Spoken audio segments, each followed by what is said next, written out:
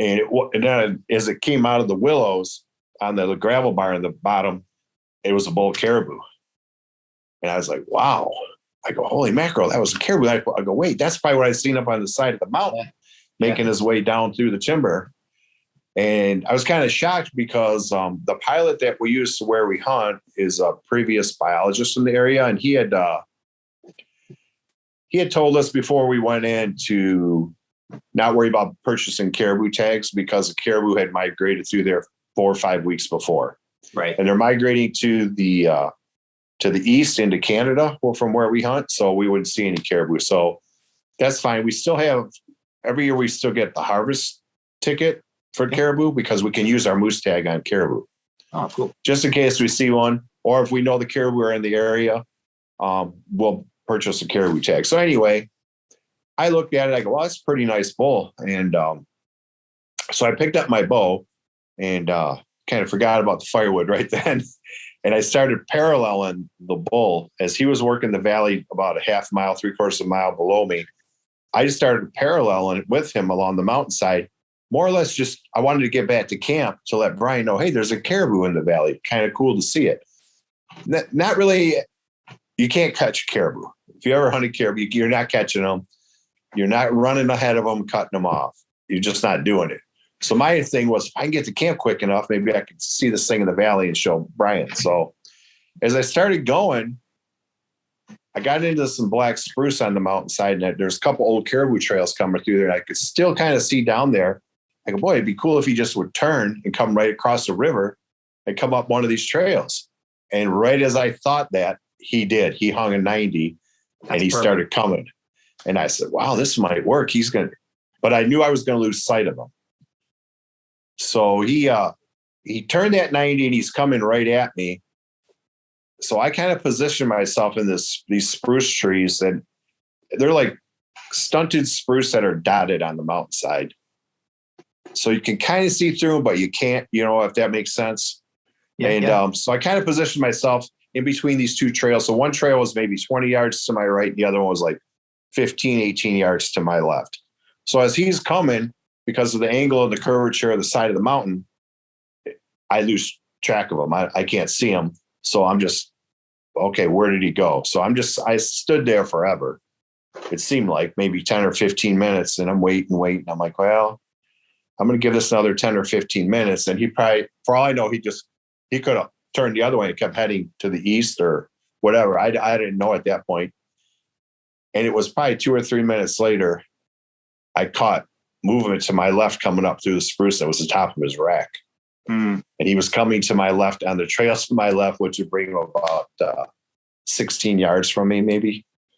So, and I had spruce trees right in front of me. So I just kind of got ready, and it's like being a right-handed shooter, the caribou on my left, it couldn't have been any perfect, and he just come walking by at like 16 yards. And I just came to full draw, and I blew the arrow right through him, and he spun and ran back down the mountain. And I said, well, that looked like I shot him right through the heart. It looked like a perfect shot. So I just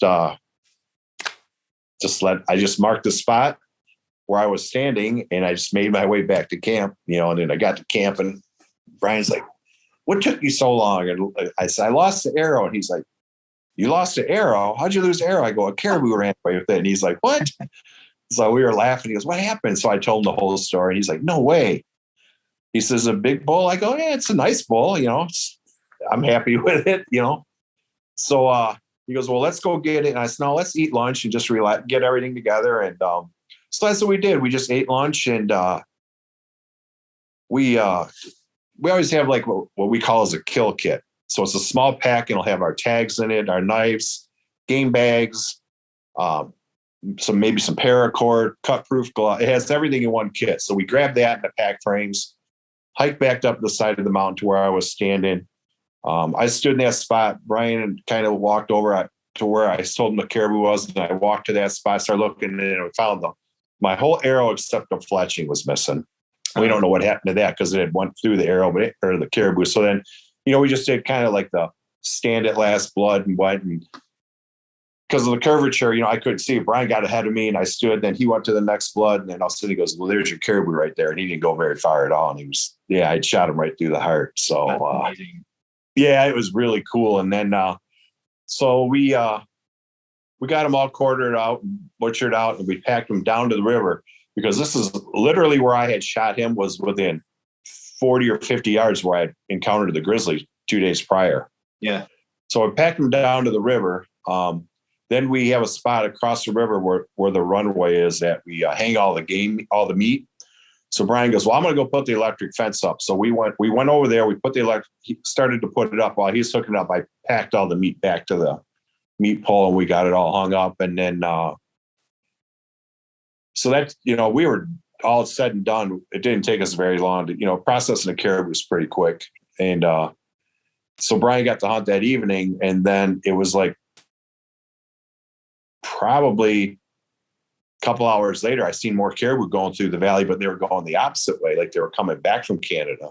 Huh. And then for the next 2 days, the valleys and the mountainside were something like you see on a TV program from National Geographic.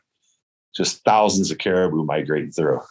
And I'd experienced that many times hunting the mulchatna herd in Alaska many years ago, but I hadn't in a long time experienced it like that. Brian, he just was into caribou like crazy. He was just waiting for nothing but a giant to put his moose tag on.